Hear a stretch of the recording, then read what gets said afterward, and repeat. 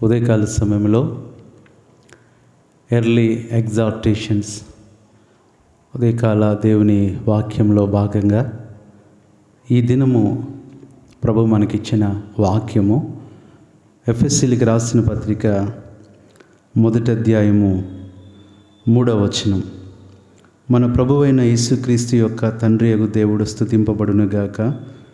ఆయన క్రీస్తునందు పరలోక విషయములలో ఆత్మ సంబంధమైన ప్రతి ఆశీర్వాదమును మనకు అనుగ్రహించెను.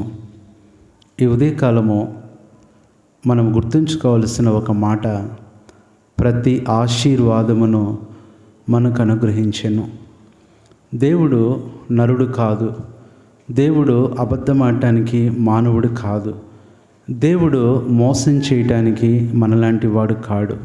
ఎందుకంటే దేవుడు ఏది దాచుకోలేదు, అన్నీ మనకిచ్చేశాడు. ప్రతి ఆశీర్వాదమును మనకు అనుగ్రహించాడు. మనకి ఎంత ప్రియమైన వారైనా ఏదో ఒకటి మన దగ్గర దాచిపెడతారు. మనల్ని ఎంతో ప్రేమించేవారైనా ఏదో ఒకటి ఇవ్వకుండా వారి దగ్గర ఉంచుకుంటారు. కానీ నీ దేవుడు ప్రతి ఆశీర్వాదాన్ని నీకు అనుగ్రహించాడు. ఒక దైవ సేవకుడు ఇలా అన్నాడు, ఆశీర్వాదాలు అనేవి దేవుడు నీ జేబులోనే ఉంచాడు, అవి నువ్వు చూడట్లేదు, అవి ఎలా తీసుకోవాలో నీకు తెలియట్లేదు అని. దేవుడు ఆశీర్వాదం అనేది ఎప్పుడో ఇచ్చేశాడు, కానీ అది పొందుకోలేక మనం ఎన్నోసార్లు నష్టపోతూ ఆశీర్వాదం కన్నా ఎక్కువగా శాపమే పొందుకుంటూ కుటుంబాన్ని, జీవితాన్ని నష్టపరుచుకుంటున్నాం. ఈ ఉదయకాలము ఎంతో సంతోషకరమైన మాట, ప్రతి ఆశీర్వాదాన్ని ఆయన మనకి ఇచ్చేశాడు. ఆయన దగ్గర ఏమీ లేదు. ఇది నేను ఇంకా చాలామంది ఒక అనుమానం కలిగి ఉంటారు, సందేహం కలిగి ఉంటారు. దేవుడు నన్ను ఎందుకు ఆశీర్వదించట్లేదు, దేవుడు నన్ను ఎందుకు దీవించట్లేదు, దేవుడు నన్ను ఎందుకు గొప్ప చేయట్లేదు, ఇలాగున్న అనుమానించి నువ్వు దేవునికి దూరం అవటం తప్ప కలిగేదేమీ లేదు. ఇంకా చాలామంది అనుకుంటారు, దేవుడు నాకెందుకు వివాహం చేయట్లేదు, దేవుడు నాకెందుకు ఉద్యోగం ఇవ్వట్లేదు, దేవుడు ఎందుకు నాకు మార్కులు ఇవ్వట్లేదు, దేవుడు ఎందుకు నా భర్తను మార్చట్లేదు, దేవుడు ఎందుకు నా భార్యను, నా పిల్లల్ని మార్చట్లేదు అనేవాళ్ళు చాలామంది అనుమానం కలిగి ఉంటారు. ప్రియులారా, దేవుడు ఎప్పుడో ఆ కార్యాన్ని చేశాడు. దాన్ని తీసుకోవటం, దానిని అవలంబించటమో ఇంకా మనకు అర్థం కాక మనం నష్టపోతున్నాం. అందుకనే దేవుని వాక్యంలో నుంచి రోమీయులకు రాసిన పత్రిక 8వ అధ్యాయం 32వ వచనంలో తన సొంత కుమారుణ్ణే ఇవ్వటానికి వెనుతీయని దేవుడు మనకి ఎందుకు అన్నీ అనుగ్రహించడు అనే క్వశ్చన్ మనం చూస్తాం. ఎందుకు అనుగ్రహించాడు? తన సొంత కుమారుణ్ణి ఇచ్చేసిన దేవుడు ఇంక ఏమీ ఇవ్వడా? కొన్ని కోట్ల రూపాయలు ఇచ్చేసిన వ్యక్తి ₹1 దాచుకుంటాడా?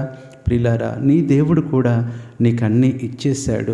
ఈ దినాల్లో ఆశీర్వాదానికి అడ్డుగా వచ్చే ఒక భయంకరమైనదే అనుమానము, ఆశీర్వాదము. ఈ రెండూ కూడా మరి 5 అక్షరాలతో ఉంటాయి. కానీ ఆశీర్వాదాన్ని ఈ దినాల్లో కుటుంబానికి రాకుండా అడ్డగించేది అనుమానం. ఈ దినాన ఇంకా నువ్వు అనుమానంతో ఉన్నావా? దేవుణ్ణి అనుమానించే వ్యక్తి ప్రతి ఒక్కరిని అనుమానిస్తాడు. దేవుణ్ణి నమ్మలేని వ్యక్తి ఏది నమ్మలేడు. ఈ దినాన నీ ఆశీర్వాదానికి అడ్డుపడే ఆ అనుమానాన్ని నువ్వు తీసివేసుకో. దేవుని వాక్యం చెప్పినట్లు అనుమానము కలిగి ఉండకుడి. Don't have doubt. అందుకని ఒక మాట ఉంది, doubt is the dearest weapon of enemy. ఈ యొక్క అనుమానం అనేది సాతానికి, శత్రువుకి ఇష్టమైన సాధనం. ఎందుకంటే ఆదాము ఏదైనా తోటలోనే ఆ అనుమానంతోనే అవ్వను మోసం చేసి అక్కడ సాతాను సక్సెస్ అయ్యాడు. ఈ దినాల్లో ప్రియులారా, ఇలాంటి అనుమానాలు ఏదేనులోనే కాదు, ప్రతిరోజు నీ కుటుంబంలో సాతాను కలుగ చేస్తున్నాడు. ఆ దినాన అవ్వను వాడుకొని ఆదామును మోసం చేస్తున్నట్లు ఈ దినాన ఆదాము లాంటి వారిని వాడుకొని అవ్వలను మోసం చేస్తున్నాడు, అవ్వలను వాడుకొని ఆదాములను మోసం చేస్తున్నాడు. కాబట్టి విశ్వాసి కలిగి ఉండకూడనిదే అనుమానం. ప్రియ సహోదరుడా, అందుకనే ఎఫెసీయులకు రాసిన పత్రిక ఈ మొదటి అధ్యాయము మొదటి 7 వచనాల్లో మనం అనుమానించకుండా ఉండాలని దేవుడు మనకి ఆల్రెడీ అనుగ్రహించేశాడు. ఆయన అనుగ్రహము ఎంత గొప్పదో ఎరుగుదువా. అందుకనే మొట్టమొదటిగా ఎఫెసీ రాసిన పత్రిక ఈ మొదటి అధ్యాయం మొదటి వచనములో దేవుడు మనకు అనుగ్రహించను అనే మాటలో ఏమనుగ్రహించాడంటే అక్కడ రాయబడుతుంది, క్రీస్తు యేసునందు విశ్వాసులైన వారికి శుభమని చెప్పి వ్రాయనది. మొట్టమొదట ఈ ఉదయకాలము దేవుడు నీకు శుభము అంటున్నాడు, నీ కుటుంబానికి శుభము అంటున్నాడు. శుభం అనేది ఎప్పుడు కలుగుతుందంటే క్రీస్తు యేసునందు నువ్వు ఉన్నప్పుడే నీ జీవితానికి శుభం కలుగుతుంది.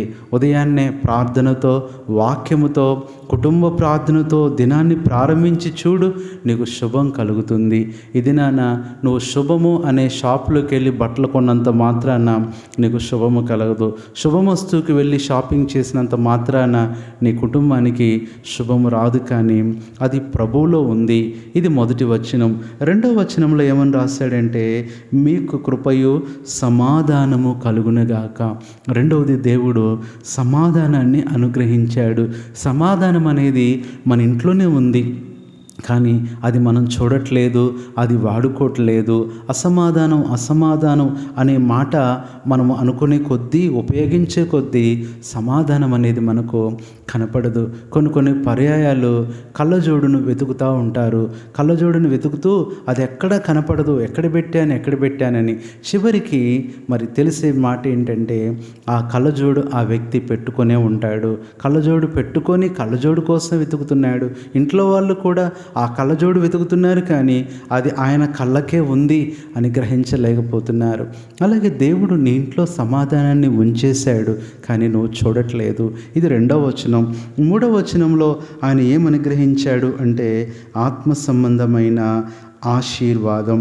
ఇక్కడైతే 4, 5, 6 వచనాలు తెలుగులో కలుస్తున్నాయి, కానీ ఇంగ్లీష్లో విడివిడిగా ఉన్నాయి. కాబట్టి మొట్టమొదట శుభము అంటున్నాడు, రెండవది సమాధానం అంటున్నాడు, మూడవ వచనంలో ఆశీర్వాదము, 4వ వచనం మనం చూస్తే మనకు అనుగ్రహించిన తన కృప. 4వ వచనంలో దేవుడు నీకు అనుగ్రహించింది కృప. ఈరోజు ఎందుకు నువ్వు కృప లేదనుకుంటున్నావు? కృప కావాల్సినంత నీకుంది. ఆ కృపను ఉపయోగించుకోవటం ఇంకా నువ్వు స్టార్ట్ చేయలేదు. ఆ కృపను ఎలా వినియోగించుకోవాలో నీకు అర్థం కావట్లేదు. ప్రభువుని అడుగు. ఆ కృపకు కారణంగా దేవుడు, పాత్రుడిగా దేవుడు నిన్ను చేస్తాడు. 5వది మనం చూసినట్లయితే 5వ వచనంలో మనకు కనపడుతుంది తన చిత్త ప్రకారమైన దయా సంకల్పం. 5వది దయ. నీ కుటుంబం కొరకై దేవుని దయ ఉంది. మనుషులు నీ సొంత వాళ్ళే నీ పట్ల దయ చూపించరు, కానీ దేవునికి ఉన్న ఒక గొప్ప పేరే ఆయన దయామయుడు. ఆయన దయ చూపేవాడుగా ఉన్నాడు. నీ పరిస్థితిని చూసి ఆయన దయ చూపిస్తున్నాడు. నీ మీద ఆయన దయ పడుతున్నాడు. ఇది 5వ వచనం. 6వ వచనం మనం చూస్తే అక్కడ అంటున్నాడు ప్రేమ చేత ఆయన క్రీస్తులో మనలను ఏర్పరచుకొనెను. 6వది దేవుని యొక్క ఆ అనుగ్రహంలో భాగంగా ప్రేమను అనుగ్రహించాడు. ఎంత ప్రేమించాడో చెప్పడానికి వీల్లేదు. దేవుని ప్రేమను ఒక పక్కన పెట్టి ఇలాంటి ప్రేమ ఇంకొకటి ఉంది అని ఎవరు కూడా ప్రపంచంలో చూపించలేరు. మన తల్లిదండ్రుల ప్రేమ కన్నా, మన పిల్లల ప్రేమ కన్నా, స్నేహితుల ప్రేమ కన్నా, భర్త ప్రేమ, భార్య ప్రేమ, ప్రియుడు ప్రియురాలు ప్రేమ కన్నా గొప్ప ప్రేమ ప్రభువైన యేసుక్రీస్తు ప్రేమ. కాబట్టి ఈ ప్రేమను దేవుడు నీకు ఇచ్చాడు. ఆ ప్రేమను పొంది ప్రేమలో నడుచుకోవాలి. అదే ఆయన ఆజ్ఞ. తర్వాత చివరిది మనం చూస్తే 7వ వచనము, ఆయన రక్తము వలన మనకు విమోచనము. 7వది మనకి ఏమనుగ్రహించాడంటే విమోచన. నీ బంధకాలు, నీ అనారోగ్యాలు, నీ బలహీనతలు, నీ సమస్యలు, నీ శోధనలు, అందులో నువ్వు బంధించబడి ఉన్న నీ జీవితానికి ప్రభువు విమోచన ఇచ్చాడు. ప్రియులారా, సాతాను ఒక వ్యక్తిని గొలుసులతో బంధించి అది తాళం వేసేస్తాడు. అయితే దేవుడు ఆ తాళం తీసేశాడు, కానీ మనిషి ఆ గొలుసులు తీసుకోవటానికి ఇష్టపడట్లేదు. దేవుడు ఎప్పుడో ఆ తాళాన్ని తెరిచి తీసేసి నువ్వు విడుదలక విమోచన నీకు లభించింది అంటే మానవుడు ఇంకా ఆ గొలుసు తీసుకోవటానికి ఇష్టపడక అలాగే బంధకాల్లో ఉంటున్నాడు. ఇది నీ అలవాట్లనే బంధకాలు, నీ యొక్క అవిధేయతనే బంధకాల్లో ఉంటున్న ప్రియ సహోదరుడా, ఇంతకాలం ఇలాంటి పరిస్థితిలో ఉంటావు. ఈ క్రీస్తు యేసునందు ఈ విమోచన నువ్వు పొందు. అలాగే ఎన్నో వేదనలో, బాధల్లో, దుఃఖములో, అసమాధానములో, ఆర్థిక పరిస్థితుల్లో, భయంలో కృంగిపోతున్నా ప్రియ సహోదరి సహోదరుడా, దేవుడు నీకు ఉదయమో ఈ విమోచన అనుగ్రహించాలని ఆశపడుతున్నాడు. ఈ 7 ఎంత గొప్ప విషయాలంటే ఈ 7టికి మించినవి ఇంకేమి లేవేమో అనిపిస్తుంది. ఇన్ని దేవుడు నీకు అనుగ్రహిస్తే ఇంకా ఎందుకు సందేహపడుతున్నావు, ఎందుకు అనుమానపడుతున్నావు? అందుకనే రోమా 8:32 ఇందాక చదివిన ప్రకారము తన సొంత కుమారుణ్ణి మనకు అనుగ్రహించిన దేవుడు ఇవన్నీ ఎందుకు అనుగ్రహించాడు? ఎందుకు ఇంకా నువ్వు నమ్మట్లా? దేవుడు నీ జీవితాన్ని స్థిరపరచడనుకుంటున్నావా? నీ వివాహం ఆయన చేయలేడనుకుంటున్నావా? నీ సేవ ఆయన జరిగించలేడనుకుంటున్నావా? నీ కార్యం ఆయన నెరవేర్చలేడనుకుంటున్నావా? నీకు ఉద్యోగం ఇవ్వలేడనుకుంటున్నావా? నీ ఎగ్జామ్ నువ్వు పాస్ అవ్వలేవనుకుంటున్నావా? ఇంటర్వ్యూలో నువ్వు గెలుపొందలేవనుకుంటున్నావా? అనుమానము కలిగి ఉండొద్దు. ఆత్మీయ జీవితంలో ఆశీర్వాదానికి అవరోధంగా ఉండే ఈ అనుమానాన్ని తీసివేసుకో. ఒకసారి ఒక సాక్ష్యం వింటూ వచ్చాను.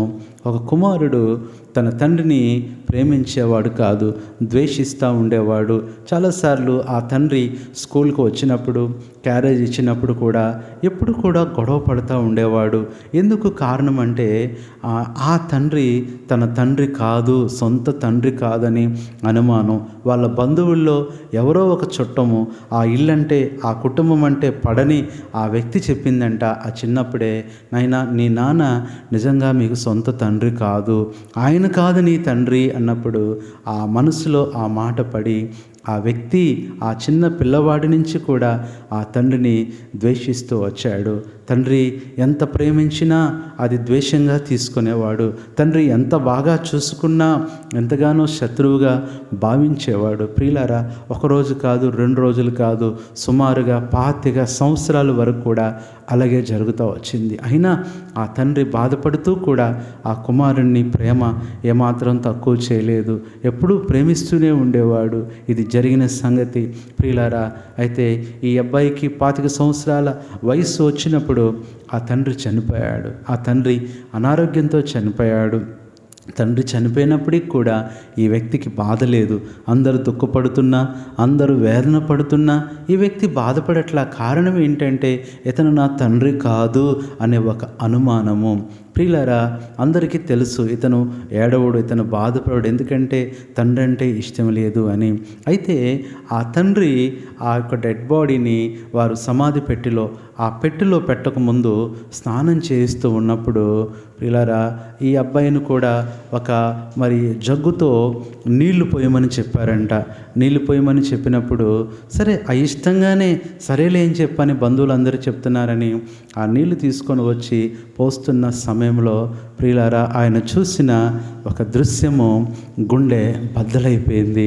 అప్పుడు దాకా ఏడవని ఆ వ్యక్తి, అప్పుడు దాకా తండ్రిని ప్రేమించని ఆ వ్యక్తి, అప్పుడు దాకా తండ్రి అంటే లెక్కలేని ఆ వ్యక్తి ఆ తండ్రి యొక్క ఆ బాడీని అలాగే కౌగిలించుకొని పెద్దగా ఏడుస్తూ, అప్పుడు దాకా ఎవ్వరు ఏడవనంతగా పెద్దగా బిగ్గరగా పేక వేసి ఏడుస్తూ ఆ తండ్రిని పట్టుకొని ముద్దలు పెట్టుకుంటూ, తండ్రి తండ్రి నన్ను క్షమించు, నేను అనుమానపడుతూ వచ్చాను. ప్రియులారా, జరిగిన సంగతి ఏంటంటే ఆ యవనస్తుడికి వీపు మీద ఒక మచ్చ ఉండేది.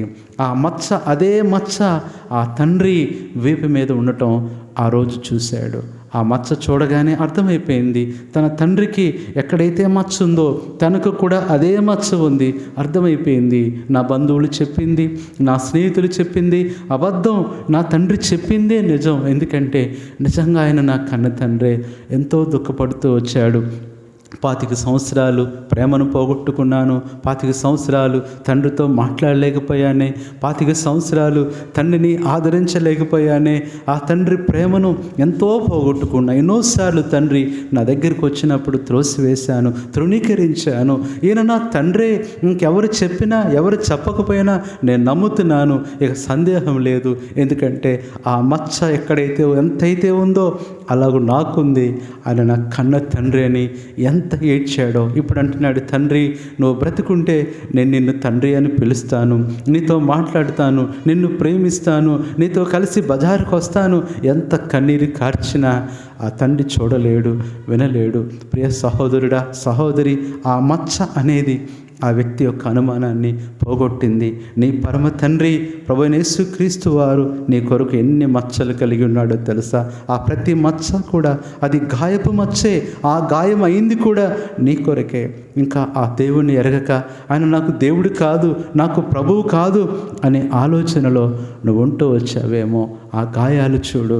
అందుకని ఆ తోమా కూడా ఆ గాయాలను నేను చూసి వేలి పెడితేనే కానీ నమ్మను అన్న ఆ తోమాను ఎంతో ప్రేమతో ఆ గాయాలు చూపించాడు.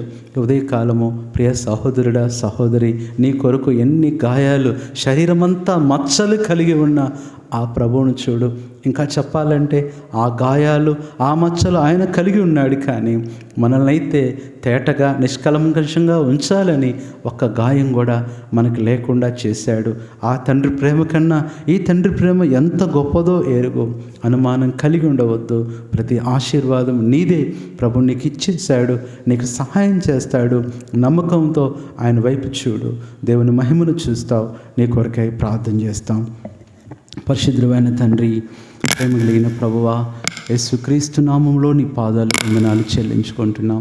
ప్రతి ఆశీర్వాదమును మనకు అనుగ్రహించనని ఈ ఉదయకాల ప్రభువా, మరి ఉదయ ప్రబోధము, ఎర్లీ ఎగ్జార్టేషన్స్లో మాతో మాట్లాడారు ప్రభువా.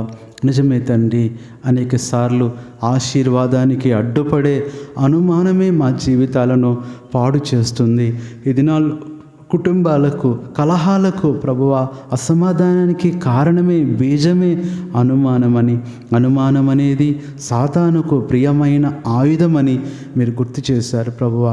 కాబట్టి అలాంటి సందేహాలు, అనుమానాలు ప్రభువా ఎవరికి లేకుండా ప్రభువును అనుమానించిన వ్యక్తి ప్రతి వ్యక్తిని అనుమానిస్తాడు.